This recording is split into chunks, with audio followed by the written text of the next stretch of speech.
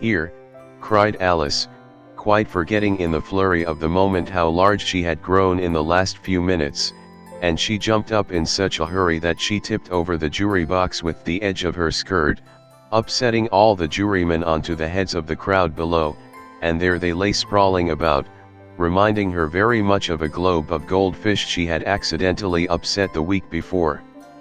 "Oh, I beg your pardon," she exclaimed in a tone of great dismay, and began picking them up again as quickly as she could, for the accident of the goldfish kept running in her head, and she had a vague sort of idea that they must be collected at once and put back into the jury box, or they would die.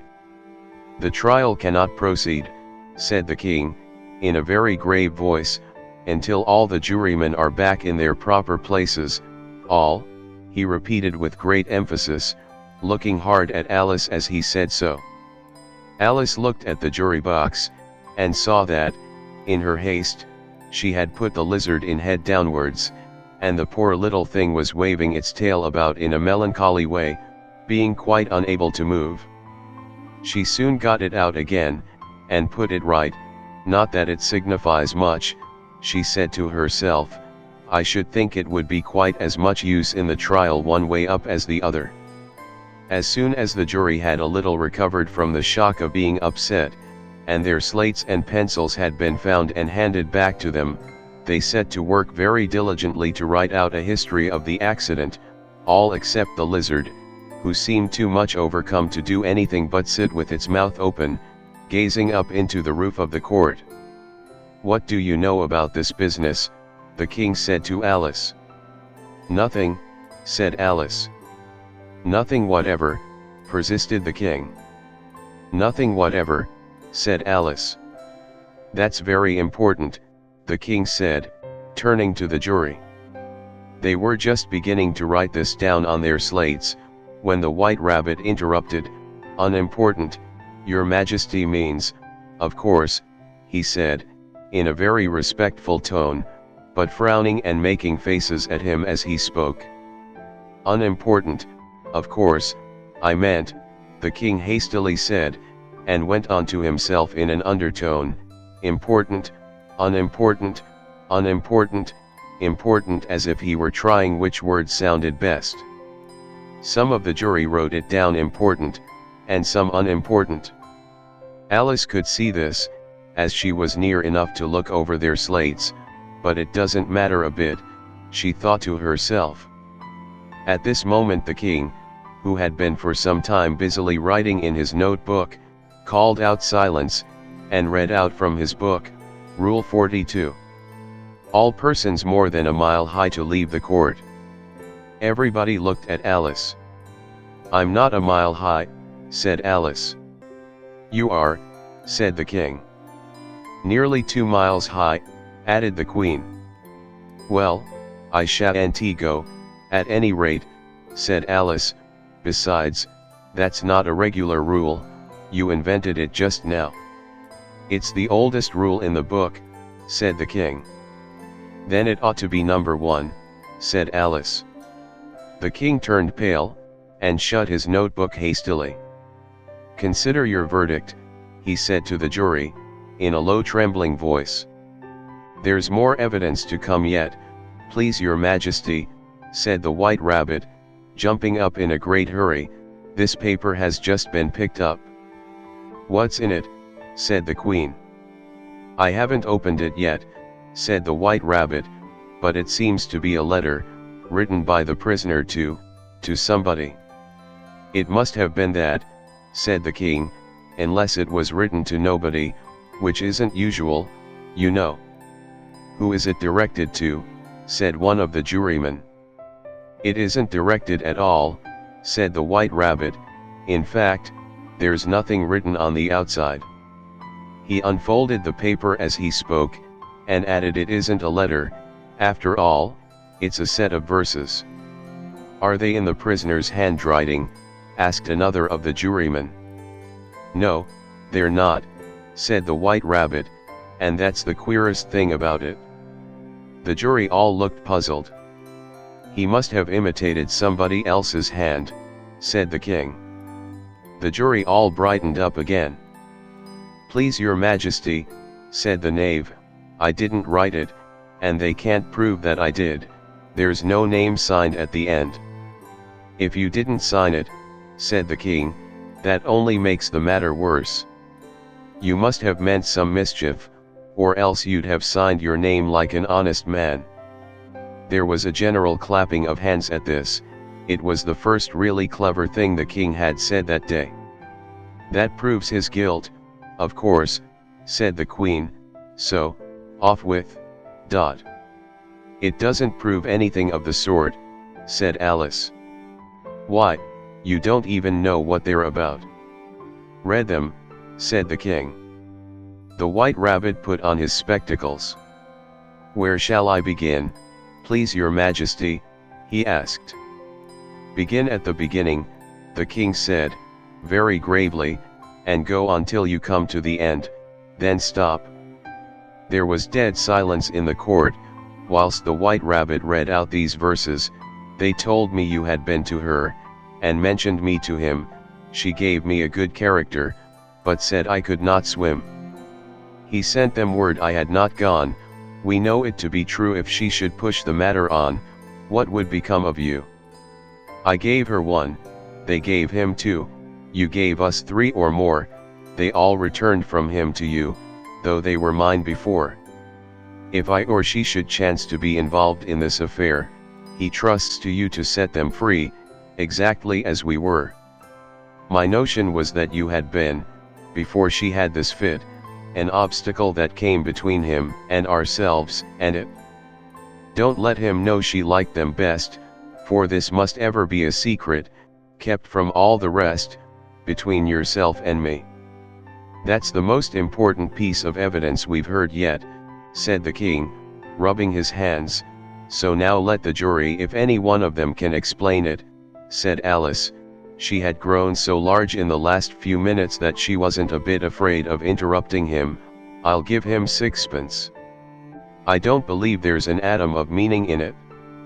The jury all wrote down, on their slates, "She doesn't believe there's an atom of meaning in it," but none of them attempted to explain the paper. "If there's no meaning in it," said the king, "that saves a world of trouble, you know, as we needn't try to find any. And yet I don't know," he went on, spreading out the verses on his knee, and looking at them with one eye, "I seem to see some meaning in them, after all. Said I could not swim, you can't swim, can you?" he added, turning to the knave. The knave shook his head sadly. "Do I look like it?" he said. Which he certainly did not, being made entirely of cardboard. "All right, so far," said the king, and he went on muttering over the verses to himself. "We know it to be true, that's the jury, of course. If she should push the matter on, that must be the queen. What would become of you? What, indeed, I gave her 1, they gave him 2, why, that must be what he did with the tarts, you know, but it goes on, they all returned from him to you," said Alice. "Why, there they are," said the king triumphantly, pointing to the tarts on the table. "Nothing can be clearer than that. Then again, before she had this fit, you never had fits, my dear, I think," he said to the queen. "Never," said the queen, furiously, throwing an inkstand at the lizard as she spoke. The unfortunate little Bill had left off writing on his slate with one finger, as he found it made no mark, but he now hastily began again, using the ink, that was trickling down his face, as long as it lasted. "Then the words don't fit you," said the king, looking round the court with a smile. There was a dead silence. "It's a pun," the king added in an angry tone, and everybody laughed. "Let the jury consider their verdict," the king said, for about the 20th time that day. "No, no," said the queen. "Sentence first, verdict afterwards." "Stuff and nonsense," said Alice loudly. "The idea of having the sentence first." "Hold your tongue," said the queen, turning purple. "I won't," said Alice. "Off with her head," the Queen shouted at the top of her voice. Nobody moved. "Who cares for you?" said Alice. She had grown to her full size by this time. "You're nothing but a pack of cards." At this the whole pack rose up into the air, and came flying down upon her.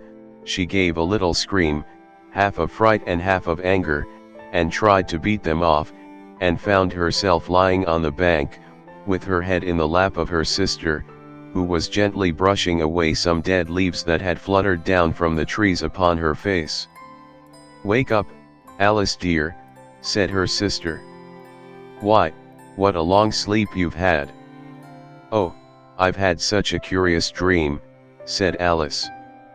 And she told her sister, as well as she could remember them, all these strange adventures of hers that you have just been reading about, and, when she had finished, her sister kissed her, and said it was a curious dream, dear, certainly, but now run into your tea, it's getting late. So Alice got up and ran off, thinking while she ran, as well she might, what a wonderful dream it had been. But her sister sat still just as she left her, leaning her head on her hand, watching the setting sun, and thinking of little Alice and all her wonderful adventures, till she too began dreaming after a fashion, and this was her dream. First, she dreamed about little Alice herself. Once again the tiny hands were clasped upon her knee, and the bright eager eyes were looking up into hers. She could hear the very tones of her voice, and see that queer little toss of her head to keep back the wandering hair that would always get into her eyes, and still as she listened, or seemed to listen, the whole place around her became alive with the strange creatures of her little sister's dream. The long grass rustled at her feet as the white rabbit hurried by, the frightened mouse splashed his way through the neighboring pool, she could hear the rattle of the teacups as the March Hare and his friends shared their never-ending meal, and the shrill voice of the Queen ordering off her unfortunate guests to execution. Once more the pig baby was sneezing on the Duchess' knee, while plates and dishes crashed around it. Once more the shriek of the griffin, the squeaking of the lizard slate pencil, and the choking of the suppressed guinea pigs, filled the air, mixed up with the distant sob of the miserable mock turtle. So she sat on, with closed eyes, and half believed herself in Wonderland, though she knew she had but to open them again, and all would change to dull reality. The grass would be only rustling in the wind, and the pool rippling to the waving of the reeds, the rattling teacups would change to tinkling sheep bells, and the Queen's shrill cries to the voice of the shepherd boy, and the sneeze of the baby, the shriek of the griffin, and all the other queer noises, would change, she knew, to the confused clamour of the busy farmyard, while the lowing of the cattle in the distance would take the place of the mock turtle's heavy sobs. Lastly, she pictured to herself how this same little sister of hers would, in the after-time, be herself a grown woman, and how she would keep, through all her riper years, the simple and loving heart of her childhood, and how she would gather about her other little children, and make their eyes bright and eager with many a strange tale, perhaps even with the dream of Wonderland of long ago, and how she would feel with all their simple sorrows, and find a pleasure in all their simple joys. Remembering her own child life, and the happy summer days.